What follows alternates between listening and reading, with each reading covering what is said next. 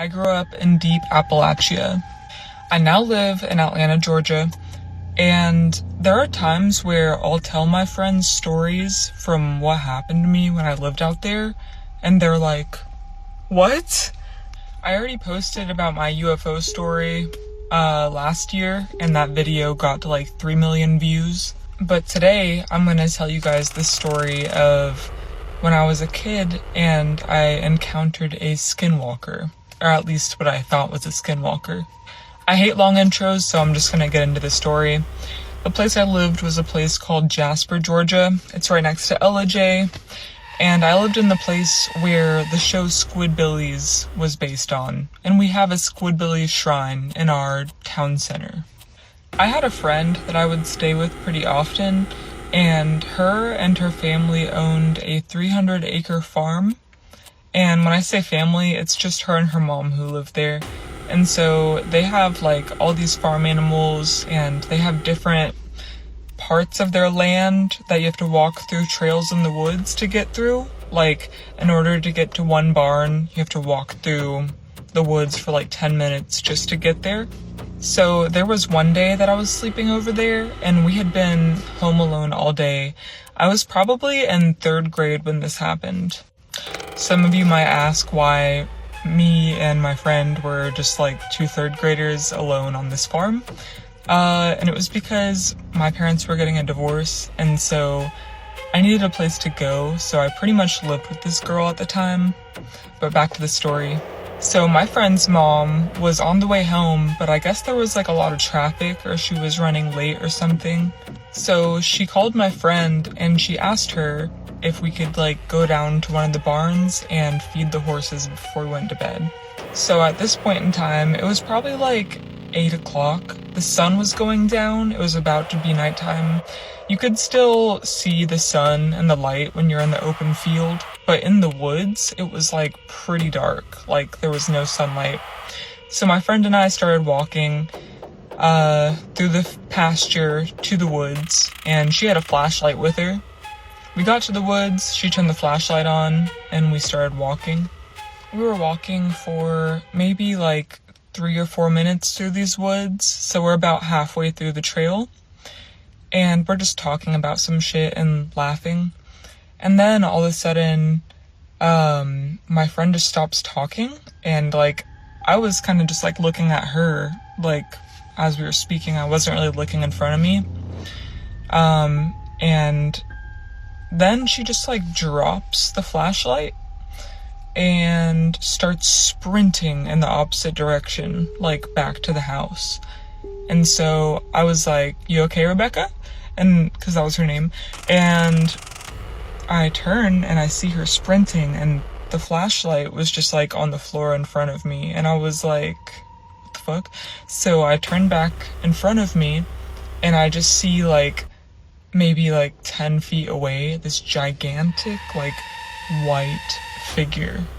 And I didn't look at it for long, but just like the sheer height of this thing, whatever the fuck it was, scared me so badly that I looked at it and immediately was like fight or flight mode. Like I felt danger. So right when I looked at it, I turned the other way and fucking booked it. I was running faster than I'd ever ran before. So fast that I passed my friend, and I was like running and pissing my pants at the same time. Like that's how fucking scary it was. And so I ran all the way back to her house, and in my brain I was like, what is the one place I can hide right now where no one will find me? And the only thing I could think of was like, I just ran to the laundry room and I got in the dryer. And so I was just sitting in the dryer, and it was like one of those old school dryers. It wasn't like plastic clear cover, so it was just like a white door that closes it from the front. And so I was just in there, I was like curled up in a ball, and I waited like, I don't know, what seemed like 15-20 minutes. I was just in there covered in piss, and eventually I thought that whatever the fuck was in the woods had, like, killed my friend, and so I was just crying, and, like, I was freaking out. But I was also terrified and didn't want to die, so I was just sitting in there. And then eventually, my friend walks through the door, and I can tell that she's crying, and she's, like, hyperventilating. She's like, like, I hear that. And so I open the dryer, and she's, like, scared when I open it, obviously. And I was just, like, also crying, and we hug each other, and I was like, where did you go? And so she told me that she had ran, and she got into, like, this trailer that was kind of near the house, because it was the only place she could think of to hide. And so we were both hiding, and I guess she just, like, mustered up the courage to run to the main house. And so we were both just, like, trying to explain what we saw and, like, put together whatever the fuck that was. And this was, like, 2008, maybe 2009. So I think I was, like, 12 or something when this happened, but this was way before, like, creepypasta or, like, any of these stories were, like, even around, so we couldn't even put a name to, like, what the fuck we saw out there. And so when her mom finally got home, we tried to explain what just happened, and she just, like, dismissed us, and she was like, you girls are just, like, overreacting. You guys saw a bear or, like, a deer or something. Which is still terrifying if we saw a bear, but it definitely was not a bear, because this thing was, like, pure white. And in the dark, it's, like, the only thing you can really see is, like, if there's someone standing in front of you with a white t-shirt, like, you're gonna see that. But this thing was completely white, and that's all I remember is just, like, this gigantic, like, 7 or 8 foot tall thing, just, like, standing right in front of me, staring at me. And so I'm not friends with this girl anymore. I haven't talked to her in probably, like, 15 years. But I just remember that story, and I remember being so scared that I pissed myself.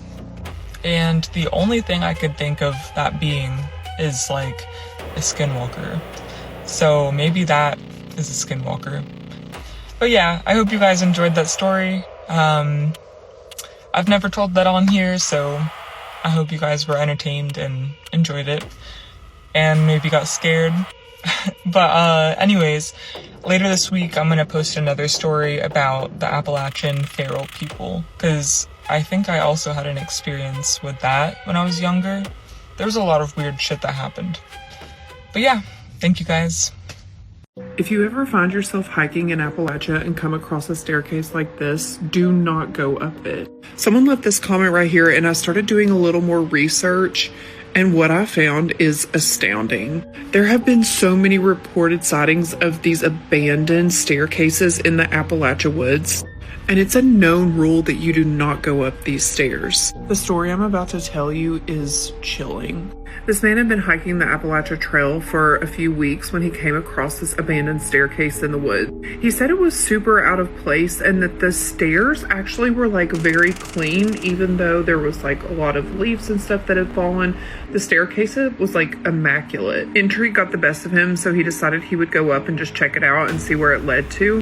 But he said as soon as he got to the top, everything just got eerily quiet. He looked around for a little bit at the top of the stairs. It was nothing too interesting, so then he just turned around and went back. But when he got to the bottom of the stairs, the trail was gone. He wandered around trying to find his trail for hours. It was starting to get dark out, and he was really nervous that he was going to be stuck out there all night. And that's when he saw this, like, faint glowing light through the trees. The closer he got towards it, he noticed that it was a fire, and it was a couple of other hikers that were camping out for the night. He was super relieved at first, but then something was off.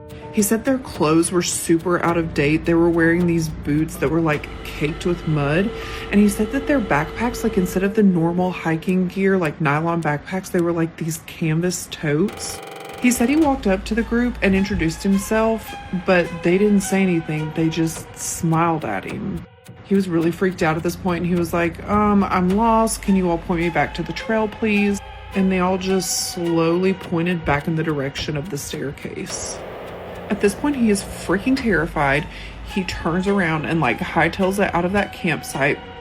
Eventually, he was able to find his way back down to the trail, and this is the really freaky part. Once he gets back down the trail a little ways and finds a place where he feels safe to camp out for the night, as soon as he starts unloading his bag to put up his tent, the sun starts coming up. What he said should have only been about a 2-hour experience ended up being the entire night. This story had me spiraling, y'all. Have any of you all ever had an experience like this or heard of these staircases before? Drop it in the comments and let me know.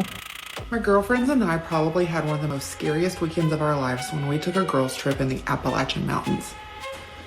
And before you come at me, I need you to know that I grew up in the Appalachian Mountains, born and raised Eastern Kentucky. I'm going to try to make this as short as I can, but I have to give you the story in the chunks and the details that had happened because none of it makes sense.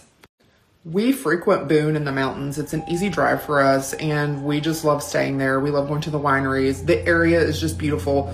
We go to the fall to watch the leaves. You can go in the winter and just catch a cozy vibe, or you can go in the summer and beat the heat from the city.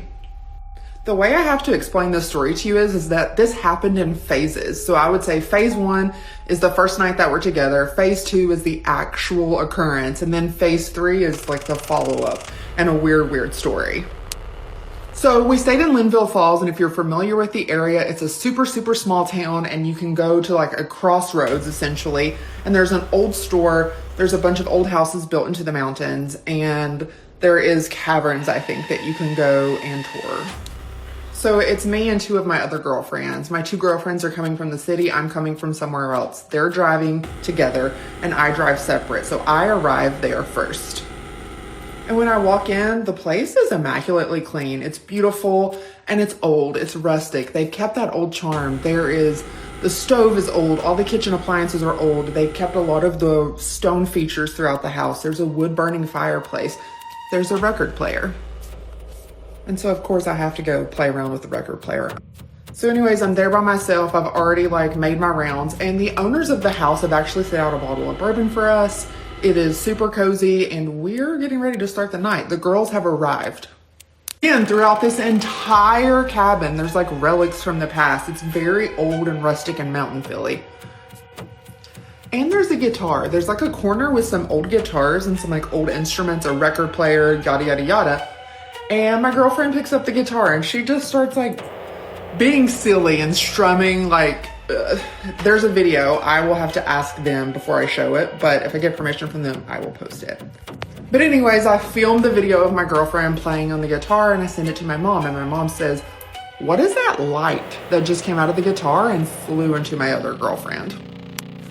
So we laugh it off because when you go back and watch the video, there's a light that leaves the guitar and then it goes into my girlfriend. I'm filming, and we laugh it off because we're a couple of drinks in at this point. So anyways, this is phase 1. This is the night before everything happens. We're doing our thing. We're going outside. We are inebriated. And I tell you this not to condone it. I tell you this because Satan himself could have walked into the room and I would have made him a cocktail. Maybe I didn't notice what was going on. Maybe we just didn't notice. But I also think that it made our vibrations and energy a little lower and, again, fed into this whole fiasco that I'm going to go into. Long story short, that night we all crashed together in the living room. There's a couch, there's a love seat, there's a recliner. We all have our own spaces and we crash. So I wake up in the middle of the night, and we always have music playing. We always bring a speaker with us. That's our vibe. But I wake up in the middle of the night and I notice this loud music is playing and it's creepy. But the sheer volume of it, there's no way we had our music up that loud, and how did we sleep through it? I also have an eclectic music taste, and when you turn your music on, sometimes it shuffles and you're I have no idea how this got here, but I genuinely have no idea how this song got on anywhere on my playlist. But I wake up my other girlfriend and she was like, "What is playing?" It is very low vibration, but it's techie, disco-y, and a little rock, but the energy is off, and we're just that's weird. Anyways, we all slept in the living room that night, which is gonna bring me to night 2. Okay, so the next morning we get up, we have plans, we're going to go to a winery. It's going to be a low-key day. I get up and I make coffee, I'm doing my morning routine, and I notice something right then and there. There are rosaries all over this house. Every doorway, every archway, it is an entrance and an exit into a room, if it's a doorway, there's a rosary. And I think I have some pictures and I'm going to look, but if I don't have them, I'm sorry. No idea how we missed that, but I pointed out to my girlfriends and we're like, that is weird, but we also are in the South, so maybe they're religious. It's somebody else's home. Whatever, it is what it is. But then we got to thinking that maybe we should start poking around and looking at the guest books and looking at the things that they have sitting around the home. Not that we didn't poke around before, but we see the guest book, so we open it up and my girlfriend starts reading it out loud and we start noticing something. This house is old and there's a lot of older views. They go back to the 90s, which would make sense. We're also in a ski resort town, so people would have came and stayed for skiing. But the message is the same constantly. This place feels like home. It's so warm and inviting. I feel like I've been here before. Everybody's saying the same exact thing about this house. In fact, what we think is even more weird is that people are leaving Polaroid pictures of their families in this book. Again, it's a ski trip, whatever, it's their kids, they're like going down the mountains, it's snowy. But there are a lot of pictures of families. And they all think it feels like home.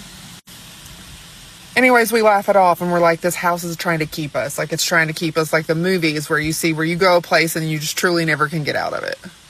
We go to the winery, we have a good day. Nothing of significance happens. But phase 2 is coming next. Now again, when I start talking about phase 2, I want you to know that I'm telling you from my perspective. So the girlfriends and I, we decided we're not going to sleep in the living room. We have to drive back home tomorrow. There are 3 bedrooms. We're going to sleep in a bed and get a good night's rest. It's an old mountain home and it's got 1 bathroom. That's really common with old homes. So there's a long hallway. There's 2 bedrooms on one side, 1 bedroom on the other, and the bathroom is at the very end of the hallway. I go to the bathroom, get ready for bed, don't think anything of it, and go to sleep. There's also a storm coming, so everything that I hear, I'm chalking it up to the wind, to this noise, to the storm. Also, there is a back porch that goes and kind of backs up to the room I'm staying at, and if you walked down this back porch, there's a window, and that window would be into my bedroom that I'm in.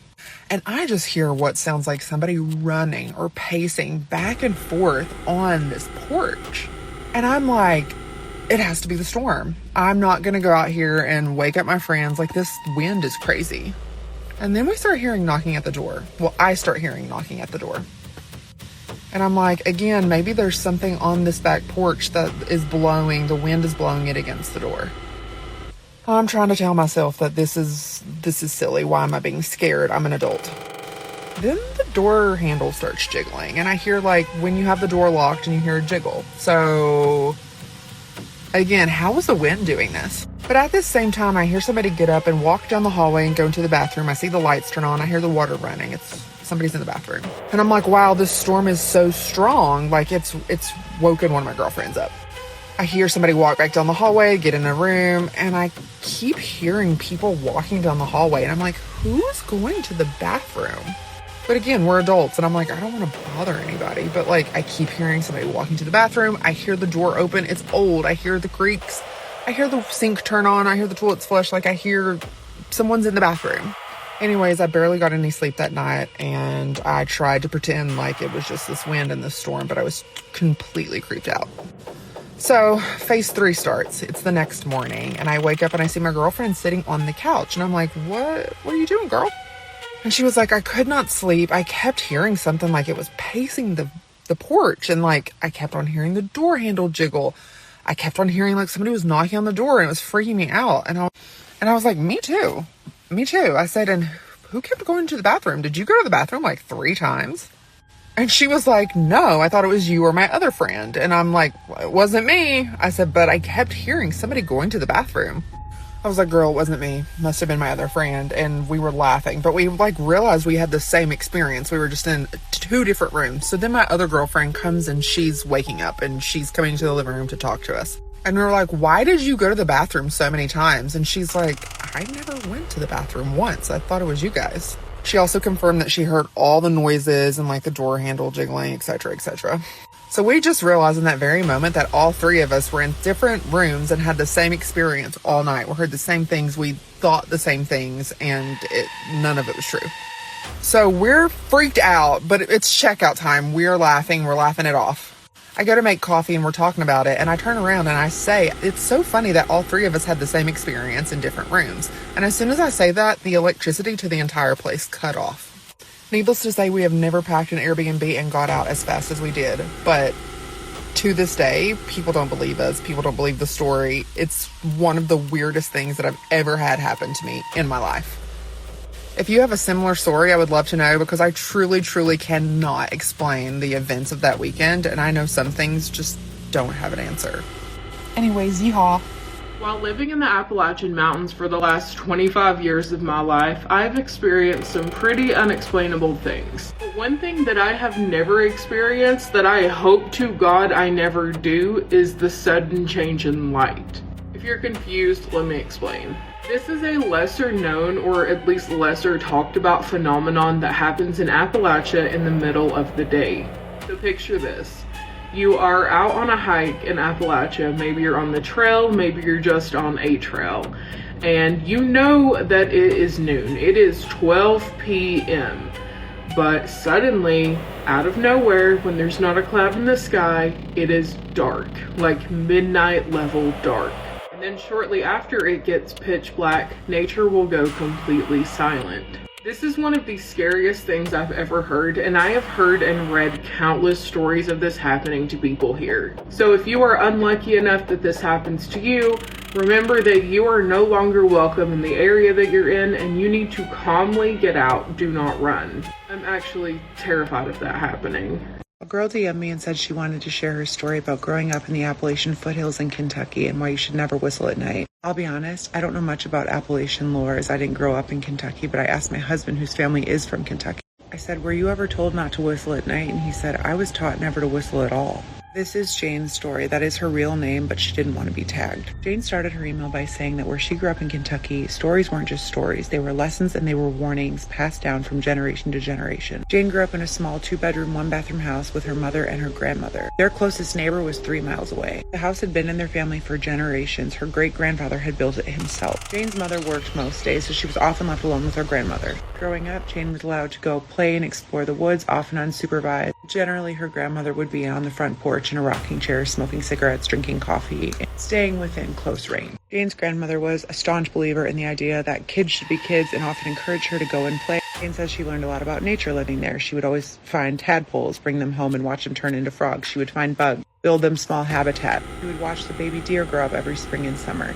But Jane's grandmother had 2 rules, and the first was that Jane had to be in the house by dusk, and the second was that Jane could not whistle at night, even if she was in the house. Jane asked why she wasn't allowed to whistle at night. Her grandmother only ever said, it calls them to you, and refused to elaborate. So Jane grew up with the idea that there were monsters or people in the woods that would come if you whistled. So Jane grows up, she goes off to college. Her mother had since fell in love with and married a man who lived in the suburbs of Louisville. Only her grandmother is left living in this house, and Jane doesn't go back very often. There's not a lot for her there. And at this point in her life, she views the place where she grew up just as a small mountain town where a lot of old people live who still believe in magic and folklore. But Jane's modern. She's a millennial. She has a smartphone. She watches The Bachelorette. The world that she lives in is bigger and more vibrant than the dusty old stories that her grandmother clung to. But obviously her grandmother's lessons are ingrained in her. She was raised that way. So anytime she hears somebody whistle, especially after dark, she kind of thinks to herself, you're not supposed to do that. But of course, she never says anything. She doesn't want to be weird. When she's a junior in college, she's going back to her grandmother's house for Christmas. Her mother and her mother's new husband are also going to be there. She drives a day early to go stay with her grandmother. Her grandmother is older, she's getting sick. Jane doesn't know how much time she's going to have left with her. Before she gets to the house, she stops at the general store in the last town to get a Red Bull and some snacks before taking the long, twisty road to her grandmother's house. She pulls up the long driveway, parks her car, and as she gets out, for some reason, she's just struck with the urge to whistle. She says she doesn't know what it was. Something about being there just gave her the urge. The sun was about set, but it wasn't completely dark, and she lets out this long, high-pitched whistle. She says she stopped and looked around because she half expected something to happen, but nothing did. All she heard was the wind through the trees. So she goes up, knocks on the door, and her grandmother answers. Her grandmother welcomes her in, asks her if she wants some tea, and the two go out to the front porch where they had spent so much time when Jane was growing up. They're sitting there for about an hour, and there's a break in conversation when Jane notices something is off. She says there was no wind, the air was completely still. Keep in mind, it's December, but it's a relatively warm night in December. All the trees are barren, no leaves, nothing moving, complete stillness. And then they hear a whistle in the woods. And it's Jane's whistle. The same long, high-pitched whistle that Jane had whistled earlier. And her grandmother grabs a chair, her knuckles going white, and she stands up and she says, "Did you whistle at night?" And Jane starts stammering because this actually scares her. And she's like, "Well, I did when I got here, but it wasn't quite dark and I didn't think anything was going to happen." Grandmother's like, "We have to go inside right now." The two go inside where there's a fire going and they hear the whistle again, but it's closer this time. Her grandmother's sitting in the chair close to the fire and she's like, "Why did you do that? I told you never to whistle at night." And Jane still doesn't entirely know what's going on, so she just says, "Well, who is it? Who's whistling?" And her grandmother just says, "We don't know, but you called them and now they're here." Her grandmother reassures her that they're going to be safe as long as they stay inside when there's a pounding at the door. The pounding at the door startled Jane, so she jumps up and then she realizes that it's probably just her mother and her husband. So she goes over to answer it and her grandmother just looks at her and she says, "What are you doing?" And Jane says, "Is Mom coming early?" And her grandmother says, "No." She tells her to come sit back down, so she does, and then it's gone. Jane says she has absolutely no explanation. She does not know what it was, but thinking about the experience still terrifies her. And her grandmother has sadly since passed away, and Jane inherited the house, but she says she still has not gone back there. She doesn't know if she ever will, and she's not sure what she's going to do with the house. If you're from the foothills of Kentucky or the Appalachia area in general, please comment and let Jane know what you think she experienced. She will be seeing these comments. And keep sending me your spooky, scary stories. You can DM them to me on my profile page, or my email is also in my bio. I will keep adding those stories to this playlist. Do good, stay bad. Shout out to all of those TikTok videos that talk about if you're walking in the woods in Appalachia and you hear something or you see something, no you didn't, because I think that just saved my life last night. Story time. Excuse the garage. I'm at my parents' place, and this is the only place my dog is allowed, who plays a crucial role in this story, by the way. He's a very, very good boy, and last night proved it. So, my parents don't live in Appalachia, but they do live in an area that's a little more secluded. It's still a suburb, but it's pressed up against these hills with lots of untouched wilderness, and coyotes are running through there all the time. It's just a little bit more rural. So I'm sitting in their backyard, which has this tall fence all the way around it, and the wilderness comes right up to that fence. I'm sitting there around the campfire. My dog is laying beside me. I got my laptop open and I'm writing my little stories. Suddenly, my dog lifts his head, stares straight ahead at the fire, doesn't even look around at the yard, stares straight ahead at the fire and starts to growl. All dog owners know that your dog has different types of barks and growls. This was his warning growl. This is the growl he does when there is danger coming and he's telling it to back away. So immediately I'm like, "Buddy, what's wrong? What's wrong? What's wrong?" And then I hear a voice at the fence line. And it's not just any voice. It's the voice of a little girl. And it sounds like a creepy doll from a horror movie. It's got that kind of mechanical quality to it. And it's kind of muffled and garbled. I'm still getting heebie-jeebies. And all it does is go, "Hello?" Just like that. Just like that. Hi, just same tone and everything. Now, mind you, it's midnight. There are not going to be any little girls wandering the woods at midnight. So immediately, I was like, well, this is either someone who's gonna me, or it's something else. And what made me think it was something else was the fact that the voice said again, "Hello?" Only this time it had moved, and it had gotten closer, and I'd heard no footsteps. It was just floating closer. And then, mind you, my dog is still growling this entire time. For the next 5 minutes, that voice is just circling the fence line, going, "Hello? Hi? Hello? Hey." Just like that, creepy doll voice floating around the fence line. And then suddenly my dog stopped growling. And he put his head down and he went back to sleep, and the voice stopped. I thought, okay, cool. That was weird. And then all of a sudden he lifted his head back up again and started growling. And then the sound of a ticking clock came from the bush directly across from me. Again, heard no footsteps, heard no rustling. Just a ticking clock started in the middle of the night, in the middle of the woods. So don't know what that was. But if anyone wants to hop in the comments and let me know, that'd be great. Cause I can't wait to go home today, and I don't see myself coming back here anytime soon.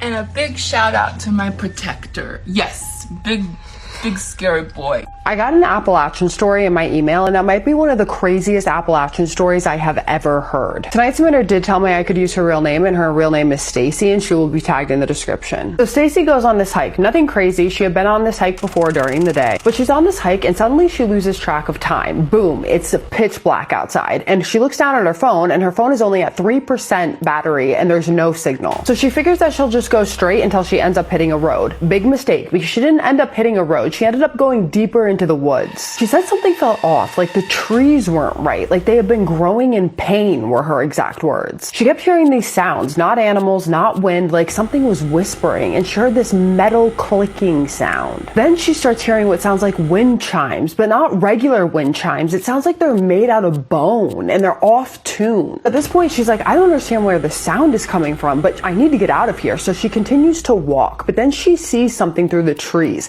It's this pale light blue light. So she's like, oh great, a campsite, maybe somebody can help me. So she starts walking towards it, and she starts to see people, or what she thinks are people. She starts to realize very quickly that these people don't look right. They're wearing old nightgowns, they're very dirty, and it looks like there's blood on them. And she gets even closer and she's like, oh my god, their faces are wrapped in gauze and their hands are all red. At this point she just stops and she observes for a second, because she's like, I have no idea what's going on here. She observes and she realizes that they are operating on something, literally operating on something. There's someone laying on a table made of wood and bone, and she's just staring at this point when suddenly one of those people looks up at her. They look directly at her, and she swears she couldn't see eyes, but she knew that they were staring at her. And then she heard a whisper. At first she doesn't know what it's saying, but then she realizes what it said, and it said, "You're early.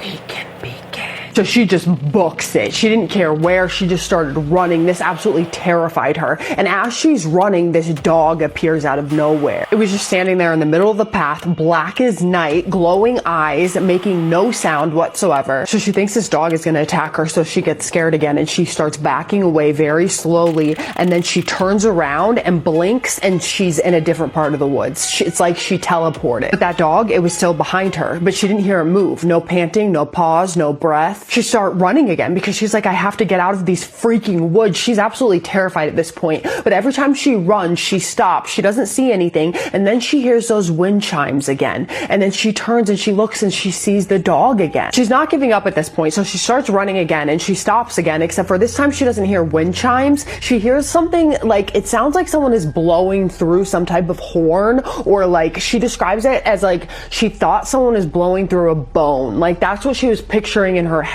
Like a loud horn that sounded like a bone. She says she's not really sure how to describe it or how she knew this. It's something that she pictured in her head, but like she heard it. It was loud and it was clear. So she's just standing there at this point in complete disbelief, and she's terrified out of her mind because she doesn't know how she's going to get out of these woods. And as she's thinking all of these thoughts and hearing this sound through this like horn, she hears a whisper, and it says, "You're almost there. Let us open you up." This scared her out of her ever-loving mind. So at this point, she starts praying, and she's actually praying out loud, and she's saying, God, the universe, someone, can you please help me? Like, I don't understand what's going on. I need to get out of here. Suddenly, she's alone again, and it's just her in the dark, but it's very, very dark. Finally, she breaks through the trees, and she sees a road, but it's not a road that she recognizes. It's stretched forever in both directions. No signs, just blacktop and in trees. So at this point, she's trying to think rationally, and she's like, okay, I'm gonna walk until I see a car or a car passes me. And suddenly a car does pass her, but it doesn't stop, even though she's waving her arms. She screamed too, but they didn't even glance or slow down. Then she hears footsteps behind her again, and then she turns around, but there's nothing there. So she turns back around and she sees this woman, but she's wearing a wedding dress. This woman is just standing on the side of the road, not moving, and she looks very pale, and she said that her eyes looked very sad. She does think it's a little weird that she's wearing a wedding dress and she's on the side of the road, but she's like, it's a person. Hopefully this person can help me and tell me where to go. So she asks her for directions, and she's like, hey, am I going in the right way? I'm trying to get out of these woods into this certain spot.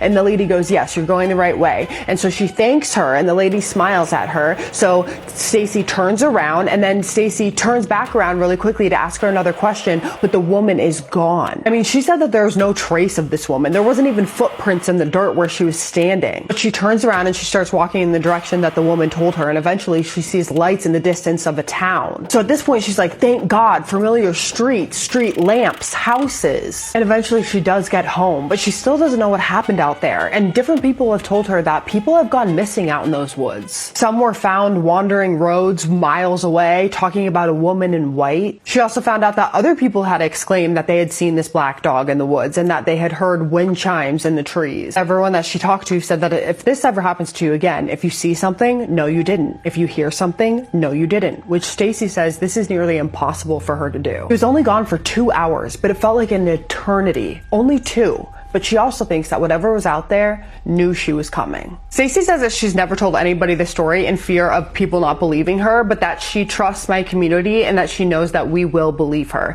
And I do believe her. And the crazy thing is that you don't believe something this crazy until it happens to you. I was talking to Jack. Do you guys remember Jack, the story that I told about the guitar and he apparently sold his soul to the devil? He was telling me that he didn't believe in the paranormal at all until what happened to him happened, and that now he can't even watch some of my stories because they scare him so much, because he now fully believes in the paranormal. And this is one of those stories where if you believe in the paranormal, it's hard to listen to because it's terrifying. One thing that I want to know about this story is what the hell those people were doing out there operating on somebody. It looked like somebody to her, like a human being. So what the heck do you think that was? Because that part really got me and terrified me. The whispers scared me too, but like that part was the scariest part to me. I don't know about you guys, but please weigh in on this because I would love to know what you think that is. And anything you have to say about the story, please be respectful, but drop it in the comments because so much to unpack here. But with that being said, I'm not going to do my favorite part, which is the shout outs. Annabeth.chase753. You left such a sweet comment underneath one of my videos and I truly appreciate it. You said, thank you for sharing these stories. Please don't ever stop. And I will never stop. I appreciate you so much. Thank you for being a part of this little community. Thank you for commenting and saying that because it really meant a lot to me to hear that. Someone told me today, if you ever feel down, Kaisa, go look at your comment section. And that almost made me cry because I was like, that's so true. I have the most genuine, kind people in my community and I cannot thank you guys enough. It literally brings tears to my eyes when I think about it. You guys have done so much for me emotionally. You have no idea. So thank you for being one of those people and I love you. Carmen Lily 7 is my next shout out. Thank you so much for your sweet comment. Again, same thing goes to you. Thank you so much for brightening up my day. Thank you for leaving a comment and pushing out my videos. Thank you for watching my videos. Again, I would not have this page without people like you and it means so much to me and I cannot show you my appreciation enough. So thank you. I love you. And my name is Kaisa and I tell true scary stories on here every single night that you guys submit to me. So if you're into that, hit that follow button and I just need you to do 3 things for me. And what are those? I need you to keep sending me your scary stories, long ones preferably. What's the second one? Have a safe night. And the third one, say it with me. Have a spooky night. I wish I could hear you all say that with me. I love you guys so, so much. Spooky kisses and haunted hugs.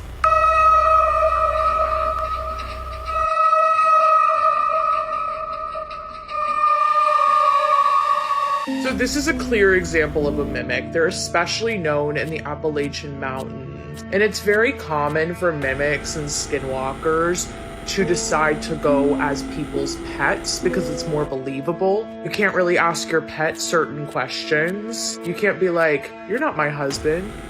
Tell me this, that." You know what I mean? But their dog was already inside. The goal of the mimic is to be able to get inside the house, so do not let them in at all costs. And there is so much darkness and mystery surrounding the Appalachian Mountains and the Appalachian Trail, especially because you can tell here, it's nighttime there. And locals will tell you, do not go there at night. It is not a game, it is a very serious thing. Even if you don't believe in the paranormal lore, there are a lot of really dangerous things out in those woods that you won't be able to see with the naked eye.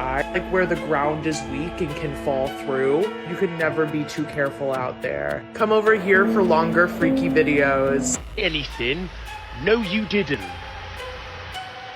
What does that even mean? So this is a story that I've actually wanted to tell for a very long time. And I went ahead and I reached out to someone to make sure that this was an okay story to share. And I got that permission, and so I'm going to share with you guys a story about this. The question that this gentleman is asking is, when you're in the Appalachian Mountains, people often say, if you see or hear something, no, you didn't. There's a common belief that there's a lot of unexplained or maybe weird or strange or, supernatural experiences that you experience when you're living or are going through the Appalachian Mountains. So the story I'm about to tell you guys is actually published in a actual book called The Grandfather Speaks, which was told by an elder, published by Interlink Books back in 1994. So the story goes is that a long time ago, the animals, the animal nations, and the people, they all lived together in great abundance. That so many animal nations existed that many of them don't even exist to today. And they lived in this great abundance. What is now the Appalachian Mountains or the Ohio River Valley. And one of these animals was called Wakwawi. And Wakwawi means stiff-legged bear. It was the biggest of all the animal nations. Had these stiff arms and kind of lumbered around, and it was covered in really thick and coarse hair and had hide that was thicker than any animal. And from its face came these horns. These horns, they say, were sharp as spears. And Wakwawi was by nature a mean and destructive creature. That for a long time, Wakwawi had victimized a lot of the other animal nations. And so one day they got sick of Wakwawi and his violence, and they decided that they were going to come together and make war against Wakwawi. So all the animals, and again, even animals that don't even exist anymore, they came together, the birds and the deer and the unknown nations. They came together to make war with Wakwawi, and the fight began. The battle began with Wakwawi. And they fought for so long, and there was so much death that they said that the land was stained red, that the rivers ran red with blood from the battle, the great battle. And despite them trying their absolute best, the animal nations started to suffer great losses. Even the great bear, the bear who was the biggest and the strongest besides Wakwawi, they came to fight, but they got wounded and needed to be removed from the battlefield. The creator sat upon a rock watching his creation make war with one another, and called forth the humankind, told the human nation, the nation of man, that they must join the fight against Wakwawi to bring balance. And so the mankind, they joined the battle. But even though they joined the battle, Wakwawi still was coming out victorious. After a while, when enough had been enough, the creator sat upon that flat rock on that hill, had lightning bolts, and started to throw them at Wakwawi. Started throwing and striking them down. One by one, they started to fall. They were running around and they were going crazy and still fighting with one another. That in this chaos, the Wakwabi was so big that it started to dig into the earth, and it started to knock things over, and it started to trample really hard through on the land. And that's